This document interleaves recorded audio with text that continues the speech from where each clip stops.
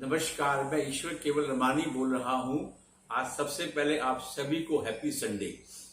जैसे कि आपको मालूम है कि हमारी एसोसिएशन जिल real estate allottees welfare society आपको एनसीएलटी की हियरिंग की रेगुलर अपडेट प्रिसाइज और एक्यूरेट आपको दे रही है, जो सभी ग्रुप्स में हम लोग पोस्ट करते रहते हैं।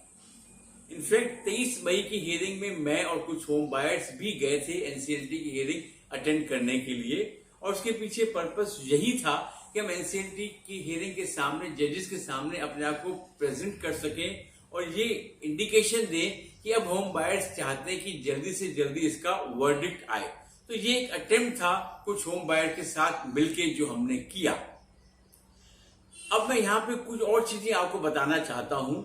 जैसे कि हम सभी को मालूम है कि सिंस 2017 ये हमारा केस आईबीसी में चल रहा है और हम 3 सीआईआरपी कंज्यूम हो चुकी हैं और इस समय करंट 4 सीआईआरपी चल रही है, जिसमें सुरक्षा का प्लान अप्रूवल के लिए एनसीएलटी में चल रहा है। अब यहाँ पे जो करंट हियरिंग चल रही है उसमें जो मोस्ट इंपॉर्टेंट पार्ट है, उसमें थोड़ा सा आज फिर बोलना चाहता हूं, जो है येड़ा का ऑब्जेक्शन।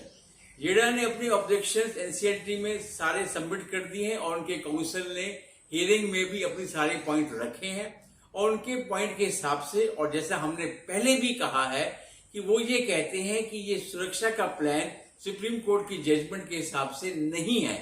3 चीजों को लेकर वो नहीं है ये सुप्रीम कोर्ट की जजमेंट 24 मार्च 21 के हिसाब से। पहला पॉइंट, उनके पास येड़ा की कंसेंट नहीं है जो होनी चाहिए थी।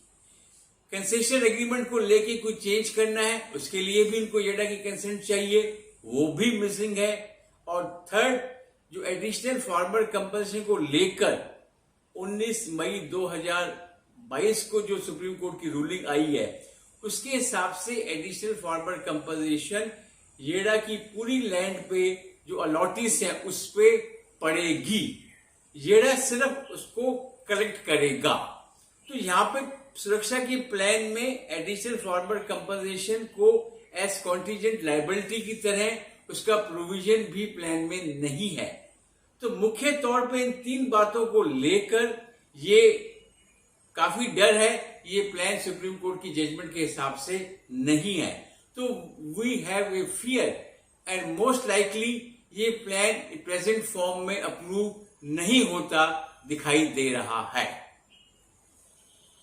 यहां पे ये बात मैंने आपको बताई, जो करंट जहां पे डर है येड़ा के ऑब्जेक्शन को लेके इस प्लान को। बाकी जो ऑब्जेक्शन है आईसीआईसीआई बैंक की, बैंक ऑफ बड़ौदा की, जेल की, वो भी क्या कहते हैं कमिंग डेज में हियरिंग हो जाएगी।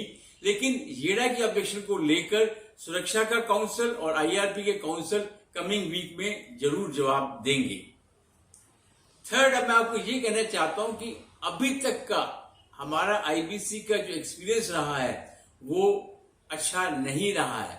इनफैक्ट आईबीसी का एक्सपीरियंस हम होम बायर्स को भी नहीं, विथ रिस्पेक्ट टू अथॉरिटीज, येड़ा या बैंक्स को लेकर भी उनका भी रवैया ठीक नहीं रहा है और वो भी फील करते हैं कि हमारे साथ जस्टिस नहीं हुआ है। इसलिए हम बार बार सुनते हैं कि अथॉरिटीज और कई लोग ये बात कर रहे हैं कि आईबीसी के अंदर अमेंडमेंट होनी चाहिए। इन नटशेल मैं यही कहने की कोशिश कर रहा हूं कि आईबीसी जो लॉ है वो इतनी उसमें कई लेकुनास हैं, जिसकी वजह से समय बहुत लग रहा है। और हमने खुद देखा है, हमारे केस में भी 5 साल हो गए, अभी तक हमारे को कोई सक्सेसफुल रेजिस्ट्रेशन एप्लीकेंट नहीं मिल पाया है। एक बात मैं यहाँ पे और ऐड करना चाहता हूं, आप लोगों के ध्यान में भी लाना चाहता हूं कि हमारा जो जिल का केस है उसमें assets are more than liabilities. तो it is a puzzle to us कि हमारी ये जो जिल है वो इंसॉल्वेंसी में क्यों है, जहां पे एसेट ज्यादा है लायबिलिटी से।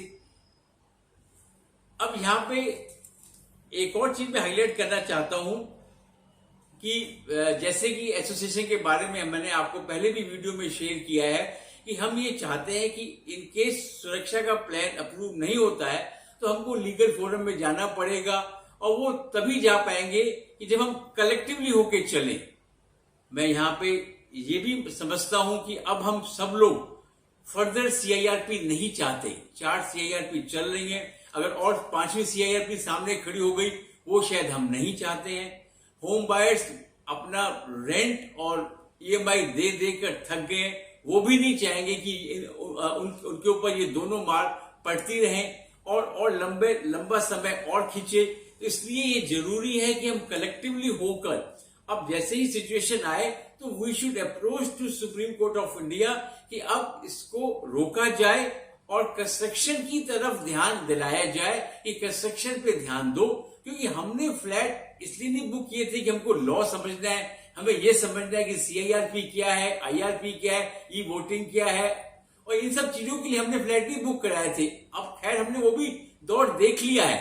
It must come to an end, so it is important that collectively we fight, and for that in the end again I will appeal to home buyers that please read the membership form carefully and join the association in large number so that we can raise our voice in the right direction.